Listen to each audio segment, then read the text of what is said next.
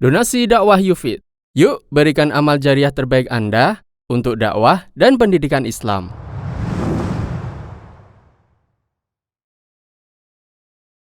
Bismillahirrahmanirrahim.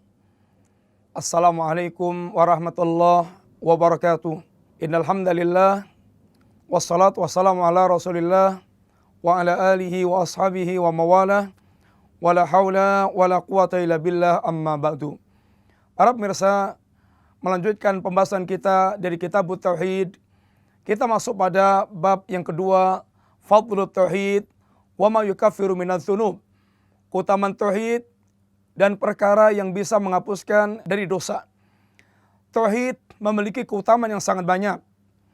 Dan di antara keutamaan tauhid adalah penghapus dosa yang paling besar dan paling utama. Bab yang kedua ini beliau datangkan setelah bab yang pertama.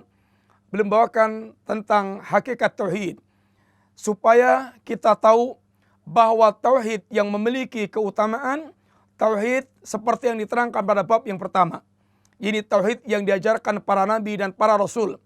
Di antara keutamaan tauhid yang beliau bawakan, pertama firman Allah Ta'ala, alladzina amanu walam yalbisu imanahum bidzulmin ulaika lahumul amnu wa hum muhtadun.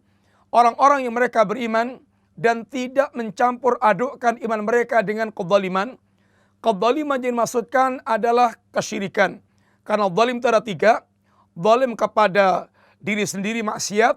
Zalim kepada orang lain yaitu merusak, menahan haknya orang. Yang ketiga zalim kepada Allah Ta'ala. Yang dimaksudkan di sini zalim dalam bentuk syirik, seperti penjelasan Nabi SAW dengan menikah ayat Allah, alam tasma'u qala abdin salih. Apakah anda tidak mendengar ucapan seorang hamba yang saleh itu Luqman? Ya bunayya la tusyrik billah inna syirka la dzulmun azim. Wahai anakku, jangan sekutukan Allah, sesungguhnya syirik itu kezaliman yang paling besar. Ada mengatakan beriman mencampur dengan syirik dan ini tidak Allah terima. Ada orang mengatakan beriman dia munafik dan ini Allah dustakan, Allah tidak terima. Dan yang dimaksudkan orang mukmin yang betul-betul mereka tidak mencampurkan dengan syirik dan bukan munafik. Sehingga mukmin yang sejati, mukmin yang benar, mukmin yang bertauhid. Orang yang mereka imannya atau tauhidnya benar, tidak menyekutukan Allah, akan berikan kepada mereka al-amnu wal ihtida. Bagi mereka jaminan keamanan dan jaminan petunjuk. Seberapa besar kadar amannya dan seberapa besar kadar petunjuknya, sempurnanya keamanan dan petunjuk ini sesuai dengan sempurnanya tauhid.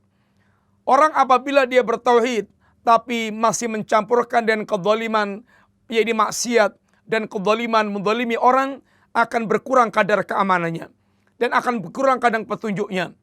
Orang apabila tauhidnya sempurna benar, dia bersih dari maksiat, bersih dari menzalimi orang, maka tauhidnya akan membuahkan keamanan sempurna dan petunjuk yang sempurna. Maka tidak ada manusia yang paling sempurna rasa amannya, manusia yang paling sempurna berjalan di atas petunjuk yang lurus, melebihi Rasulullah SAW. Karena sempurnanya tauhid pada pribadi Rasulullah SAW. Berikutnya adalah orang yang di bawah derajat beliau, para sahabat dan para ulama. Dan semakin sempurna iman, semakin sempurna jaminan keamanan. Dalil yang kedua, di antara yang dibawakan oleh beliau, di antara keutamaan tauhid adalah terambil dari hadis Rasulullah SAW. Man syahida an la ilaha illallah wahdahu la syarikalah wa anna Muhammadan abduhu wa rasuluh wa anna Isa abdullah wa rasuluh wa kalimatu alqaila Maryam wa ruhu minhu wal jannata haqqun wan nara haqqun adkhalahullahu al jannata ala makana minal amali. Barang siapa yang dia bersaksi an la ilaha illallah wahdahu la syarikalah. Yang pertama, bersaksi tentang tidak ada sesembahan yang sebenarnya kecuali Allah saja, tidak ada sekutu. Persaksian kedua, wa anna Muhammadan abdu wa rasuluh. Muhammad adalah hamba Allah, bukan Allah, bukan anak Allah, tidak memiliki sifat rububiyah dan uluhiyah. Dan Muhammad adalah hamba Allah yang punya kewajiban beribadah kepada Allah, Tapi Muhammad adalah utusan Allah yang wajib dibenarkan beritanya, wajib ditaati perintahnya, wajib dijauhi larangannya, dan tidak boleh kita beribadah kepada Allah kecuali dengan syariat beliau. Kemudian keyakinan yang ketiga tentang Nabiullah Isa, Isa adalah hamba Allah, bukan anak Allah, bukan Allah itu sendiri. Dan Isa bukan oknum satu di antara yang tiga. Isa adalah hamba Allah. Isa adalah utusan Allah. Isa adalah kalimat yang Allah ciptakan, dan kalimat Allah kun jadilah Isa. Dan Isa adalah waruh minhu, roh istimewa yang Allah ciptakan untuk Isa. Sehingga Isa hamba yang diistimewakan Allah, tercipta tanpa ayah. Sebagaimana Allah ciptakan Adam pula tanpa ayah, tanpa ibu, dan tidak ada keanehan. Jannah itu benar. Yang kelima, persaksian surga itu benar. Barang siapa punya persaksian tentang 5 perkara ini, persaksian tauhid, persaksian tentang Rasulullah SAW, persaksian tentang Nabiullah Isa alaihissalam, persaksian tentang surga dan neraka, dan itu semuanya benar, maka dia akan masuk surga sesuai dengan kadar amalnya. Amalnya menentukan tingkatan dia di surga.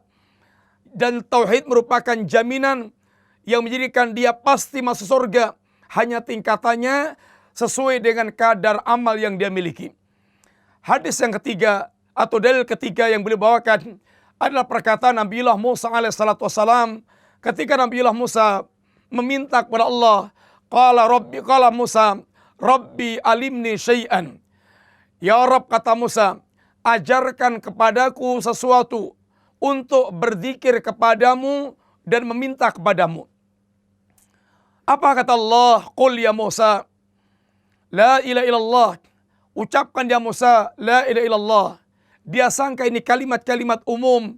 Kata Musa, ya Rabb, kullu ibadika yaquluna hadha. Ya Rabb, semua hambamu mengucapkan kalimat ini.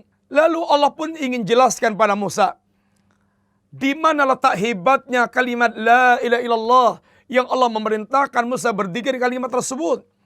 Kata Allah, ya Musa, lau anna samawati sab'a wa amirahunna ghairi wal arina sab'a.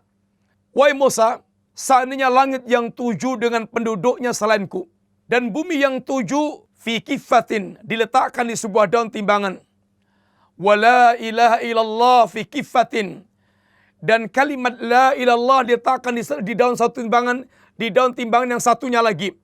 Malat bihinna la ilaha illallah, niscaya lebih berat daun timbangan yang ada kalimat la ilaha illallahnya. Sehingga ini merupakan keutamaan yang sangat besar. Dalil yang terakhir yang beliau bawakan adalah hadis qudsi yang Allah sebutkan tentang keutamaan kalimat ini dalam menghapus dosa.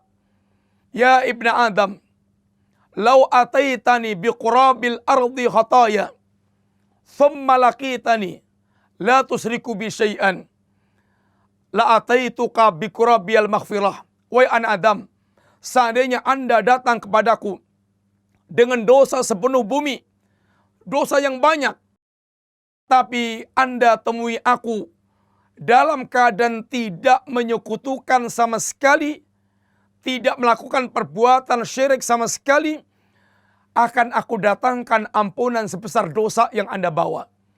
Dengan demikian keutamaan tauhid yang Allah jelaskan dan Nabi jelaskan, yaitu mendatangkan rasa aman, menjadikan dia di atas petunjuk, dan menyempurnakan petunjuk dia di dunia dan di akhiratnya.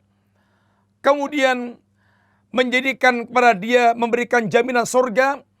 Demikian pula kalimat ini lebih berat di timbangan, sehingga pemberat timbangan amal adalah kalimat tauhid la ilaha illallah. Demikian pula kalimat tauhid ini akan menghapuskan dosa ketika hamba datang kepada Allah tanpa menyekutukan Allah sama sekali. Semoga manfaat. Wassallallahu ala nabiyyina Muhammad wa ala alihi wasallam. Assalamualaikum warahmatullahi wabarakatuh. Donasi dakwah Yufid. Yuk berikan amal jariah terbaik Anda untuk dakwah dan pendidikan Islam.